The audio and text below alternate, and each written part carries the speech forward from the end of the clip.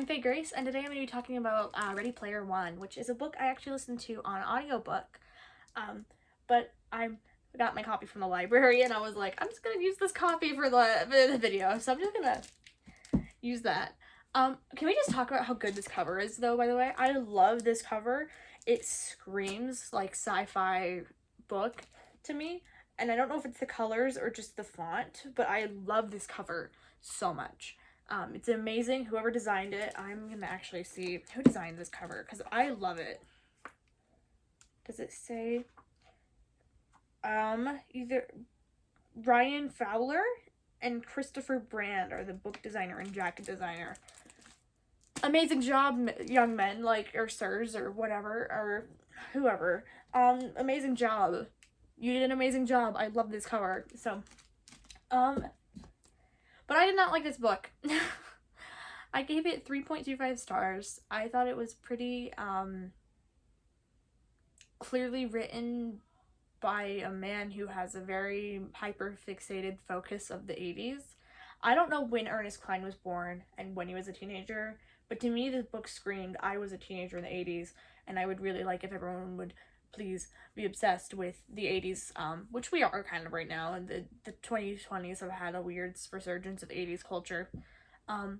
But there's a lot going on with this book, and I feel like this book was definitely written by someone who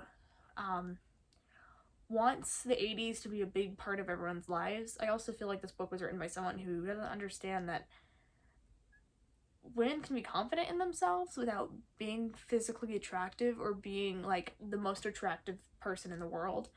I feel like the way that both of Wade's friends, H and Artemis, were written was very much insecure in certain aspects of their personalities. H being, if you read the book, you know, H, and Artemis being very much insecure about her body, constantly bringing up, oh, you wouldn't like me in real life, I don't look pretty, which she does have a birthmark, I believe, and it is plus sized, but that's not, I feel like, a thing that, I don't know, it just felt like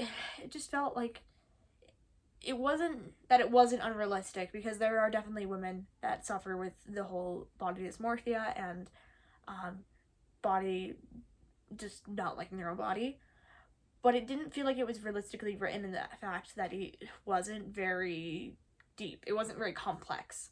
Those issues tend to be pretty complex issues that are rooted in a bunch of things, and that was just not written very well, in my opinion. I also felt like something that really bothered me about this book was how immediately Wade fell in love with Artemis. Like, it was just immediate. He technically was already in love with her before he even met her, which is fine. But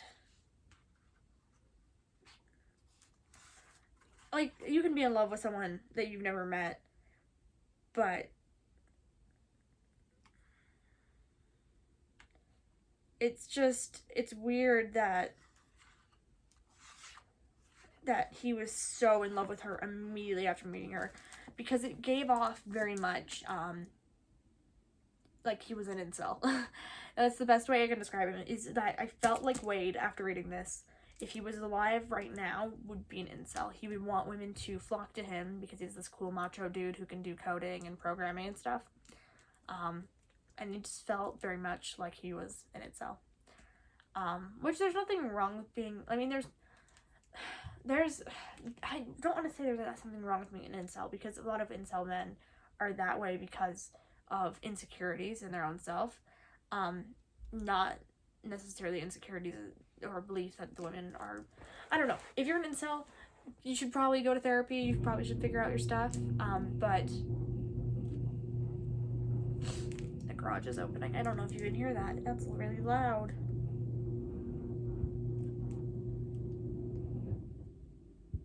Anyway, just if you're an incel, get help. Don't assume women are going to fall in love with you. I didn't like how Artemis constantly was telling him no in this book, and he was constantly being like, but what if you liked me? Like, what if? Like, what?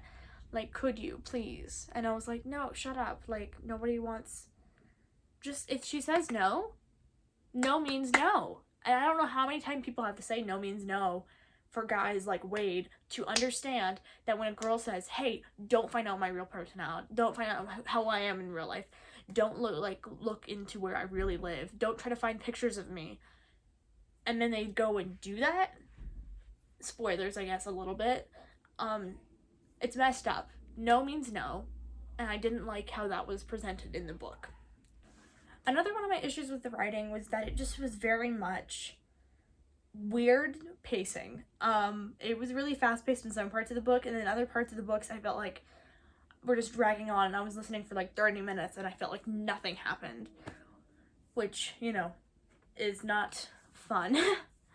I felt like a lot of the book tended to be pretty fast-paced, which I did enjoy. I'm a fast-paced read. I enjoy fast-paced books, is what I'm trying to say. So I did enjoy that, but I just felt like the pacing was kind of weird. But I will admit, this book is written to make an excellent movie. I have never seen Ready Player One. I never saw it because I wanted to read the book beforehand, but I don't think I'm going to watch the movie just because I didn't like the book. But this book is written to be an excellent movie. This book, I feel like, was written with the intent of, I can make a movie out of this, which I have no clue if that was really how it was written, but it feels like a book that was written to make them into a movie. So yeah. But I really only recommend this to people if they're very much into programming and coding, if they're very much into sci-fi. I have a hard time recommending this to anyone.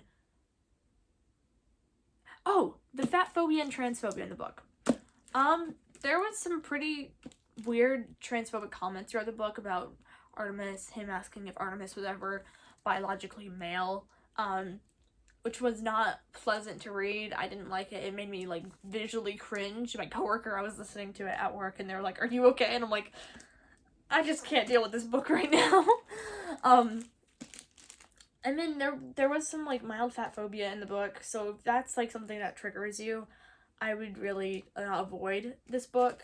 I also don't know if I'd ever recommend this book to a woman or to someone who is female presenting, just because of the way it talks about female people and female characters and women, female presenting people. I didn't love it. It made me kind of uncomfortable in some points. I will never use the word Rumenesque to describe a person, and that was not because of this book, but it is because of this book. Just say fat. Fat's not a bad word. Just, it's fine. Being fat is not an inherent, I mean, like, it's just, yeah. Anyway, I gave this book a 3.25 star rating. That's just because I actually did enjoy the ending. If you have read the book, my favorite line was the last line of the book. I really enjoyed that last line. So, yeah. But other than that, I didn't love it. I felt like the pacing was pretty weird. I felt like it had some pretty big issues. It was clearly written by someone who is infatuated with the 80s and super upset that people aren't living the way the 80s are and aren't all obsessed with every single piece of media that was ever produced and created and every game designed and developed and absorbed via the 80s. And I'm sorry, but it's the 2020s. It's been 40 years. You need to give up on us living in the 80s. We can have 80s nostalgia. That's fine. I have nothing wrong with 80s nostalgia, but it's not the 80s anymore. So, and anyway, thank you for watching. If you have watched this far, this might have been a little bit of a shorter review, but I didn't really love the book, so I didn't really want to go into detail of it. If you aren't subscribed, feel free to subscribe, comment the video, and comment to the video under the video.